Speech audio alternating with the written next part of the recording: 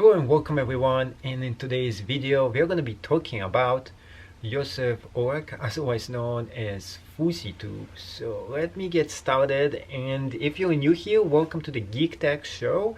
And of course I changed the name of it to my own name, which is Sergey Kasimov. Welcome aboard if you're brand new here. In today's video we're going to be checking out what happened to Fussytube, and of course we're going to go into the details, what happened, where he is right now, if he's coming back, a few other things about him. And lastly, if you enjoyed this video and you did like what you see right now, please make sure to subscribe to this channel, because brand new videos are coming soon and you don't know what is going to be the next video.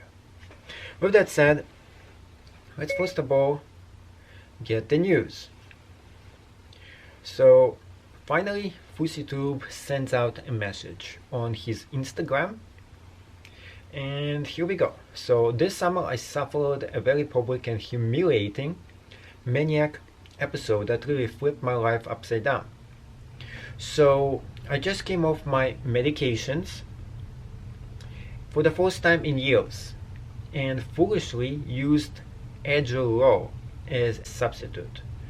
Adderall is actually something you use for ADHD, and it is not a good thing to use if you're bipolar, which Fussytube actually is.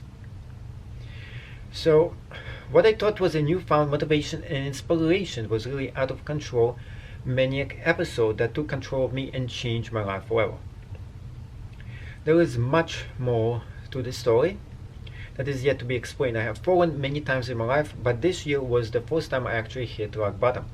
They say that when you hit rock bottom, you experience something magical in your life, and that is forever life-changing, and I have yet to see the magic it brings. In a single summer, I have managed to lose all my money, cars, public respect, self-respect, love, worth, and even almost my parents' home. Most importantly, I lost the identity that I built myself to mask who I really was since the age of 21. I grew up in my 20s living and hiding behind the camera, using social media as a drug to escape my real problems. I managed to flush a decade worth of work down the toilet, and I was back to square one lower than when I began. Thankfully I still have family, food, and my parents' roof over my head, so the guy lost everything. Since the summer I have been trying my best to get help. I'm going on my spiritual journey, only to return early because I felt I wasn't safe being alone in my mental state, and advised me to fly home to my family. Countless therapy sessions, getting on and off different medications, looking for the right one, and even outpatient rehab. I managed yet to find my resolve. Even writing this, I'm not yet in the right state of mind nor healthy enough to be on social media. I'm still on the path to recovery with no end date in sight. All in all, I'm posting this to say I'm very grateful for 2018 to be over. Enough has happened in my life publicly, and even more behind the scenes, where my prayers are nothing new to creep into 2019. To everyone struggling and battling their own demons, just know you're not alone. Life is a constant battle of up and downs, and the key is, well, I don't know the key yet, but there is a key. Happy New Year's. So that is officially coming from his Instagram account, Fussytube. 3 million followers right on it. One single post. So let's analyze this, and let's talk about what actually happened to him and why did he actually hit rock bottom. You probably know some of the behind the scenes and everything else. Well, he actually just disappeared from social media. Before that, he was just acting totally strange, weird, and unusual, not like Fussytube, especially if you know him for quite some time. And the thing is, he was off his medications. Now, let me give you a little background myself. I used to work with people with severe mental issues, and I used to work in a place. Now, I don't want to get into details what place I used to work for, but I was a teacher in that capacity. So I know a lot about people with mental issues. I got actually a degree dealing with people with that stuff. And of course, above all, I have a certification to teach special ed. So, well, with that said, you get to learn about medications, dealing with people like that, and you get to see the effects of medication and what happens with people when they're off medication coming to school. And it's not pretty. The ups and downs of somebody with bipolar depression, which is something that Fussytube actually has, and he admitted to actually having on camera. And if you watched all his episodes, you probably see that. And usually you don't really see him when he's on the rock bottom, super depressed. He usually doesn't, sometimes he would go on camera and he would delete that episode, but most of the time he would try not to actually go on camera. When he was on the mania stage, you always see him posting stuff. He looks happy, smiling, and so on. Depression is on the bottom, and bipolar mania is on the top. The problem is that if you're bipolar mania, you get to see stuff and you get to do stuff normally most people would not do. And that's how he probably lost all his money. He would maybe gamble, maybe he would just give it away, which he did. And of course, the bigger issue is actually YouTube. So let's talk about YouTube. So how did YouTube actually contribute to this whole issue with Yusuf having all those problems? Well, what happened is that we have to talk about what actually happened to YouTube. So he actually started with social media when he just got in his 20s, and of course he started when YouTube was actually paying top money for videos created. In fact, when YouTube actually started paying money, initially it paid a lot of money. So for example, if you got around 1 million views, you might actually make around 1,000 to 2 and maybe even $4,000 for a video, and sometimes you actually even made $7,000 for getting 1 million views. So actually everybody was trying to get as many views as possible. Another thing about YouTube is that the more views you had, the more money you got paid regardless of the content in it. So for example, you could have any kind of content regardless of what the content was about, and you would just get paid. What they did later on is change the monetization just a little bit, and of course you got paid about half. Some people got paid 2/3 less, but still you were still making big bucks on creating content for YouTube. You could post just anything on YouTube regardless of what it is and get paid as long as somebody watched it. That was it. It was really that simple. And what happened was that Yusuf, Fussytube, was just creating content and getting paid for creating this content, and he didn't really care. He would create stuff, talk about himself, create an online personality, and getting a lot of money in the process. He took all this money and he was spending it on stuff and showing it to his social media people who were following, a lot of people were following him, and he wanted to show off. He was getting a very nice house. He bought his parents a house. He was driving very beautiful cars. He gave his friends a lot of stuff. He was buying things for himself. He was spending a lot of money. Now, this is okay, but what usually happens, people who live in California and places like that, they spend a lot of money. They accumulate a huge amount of debt. They don't actually buy the stuff they're getting. Instead, they just lease it, or they take a mortgage, and instead of paying the whole thing up front, which is very hard for most people to do, or just buy something within your means, they want to live their high life. And of course that's what he was doing, having a mania a lot of times. And the more money he was making, the more he was feeling like a god, and the more he was behaving like somebody who has a lot of cash and spending it and showing it off. The whole issue with this was that YouTube changed, and around the year 2016 and so, it started to demonetize a lot of videos. It was the demonetization apocalypse, whatever you call it. And because they were demonetizing huge amount of videos, they started to demonetize some actual channels and not even promote certain channels as well. So his channel got flagged because of the content he had in it, and in fact YouTube no longer wanted people to create pranks, and a lot of his stuff was prank related. Also, the topics was controversial, some of the keywords, some of the sexual things he was doing and stuff like that. Anyways, all those things, huge amount of his videos just got demonetized pretty much overnight.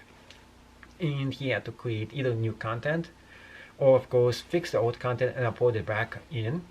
A lot of times, even if you upload old content, YouTube will flag it again and demonetize the video once again. And if you keep on getting demonetized every single video that you're creating, it of course ranks your channel low and you get a lot lower revenue as well. So he was not making as much money as he was. He was even seen complaining that he makes like around $200 or maybe like 400 for a video he was making, and he knows people who are making way more than that and getting a lot more views. So he was definitely complaining about that.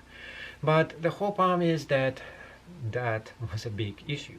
Lots of money, overspending, and then not having enough to pay for it right now. So what does he do? Well, you could go ahead, create new content and get your fans interested, but with his personality, with the stuff he was doing, it was a lot of it was controversial. He was trying to create the old stuff that he was very successful in, and it no longer was working on YouTube. So pretty much he was somebody who ran up all the way to the top of the mountain with his not real identity, because he was living totally different on YouTube than he was in real life.